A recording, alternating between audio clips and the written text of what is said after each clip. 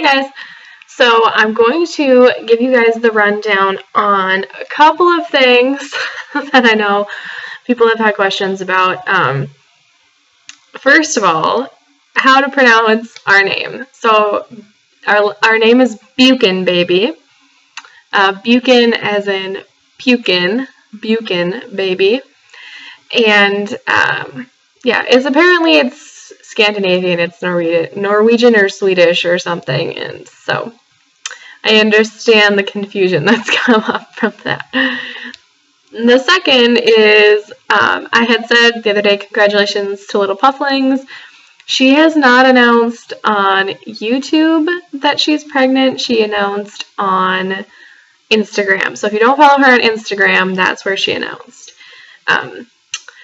And then I had someone DM me on Instagram and ask me about the procedure I had talked about, and it is a sonohystogram, and I think that's how you pronounce it.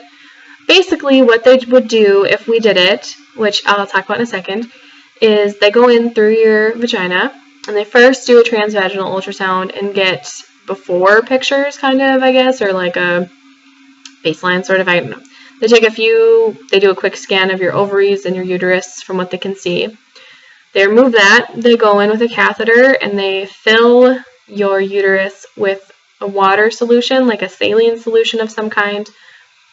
And then they put the wand back in, and they do another ultrasound. This one with your uterus filled, and that way they can see your uterus and see if there's any polyps or fibroids or scarring or anything like that they need to be worried about. So,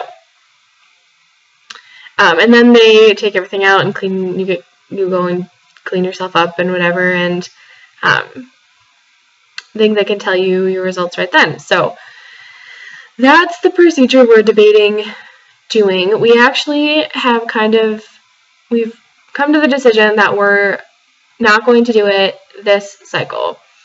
So, and probably not for the time being. We're probably going to say that's something we might do in the future, but not right away. So, basically, it seems it's not super invasive, but it is invasive, and it also seems like a pretty drastic step to take when we don't know.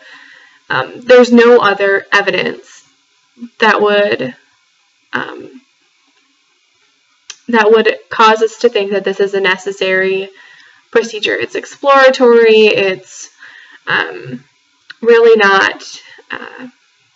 It's really not something that I think is warranted at this point. In reality, I think my two losses, the chemical and then the miscarriage, were unrelated. Probably, and were definitely, I don't think, caused by something internally. I think they were a hormonal issue. I think it's a progesterone issue. So I want to try progesterone first. So what my plan is if we didn't conceive the cycle, which I don't think we did, you can watch my last TTC update for info. We are going to go into next cycle, and I'm going to track very carefully and make sure I catch my LH surge, and then once I get confirmed ovulation, or actually once I get my surge, I'll call into my OB, and she said she'll put an order in for progesterone suppositories starting 3 days after my surge.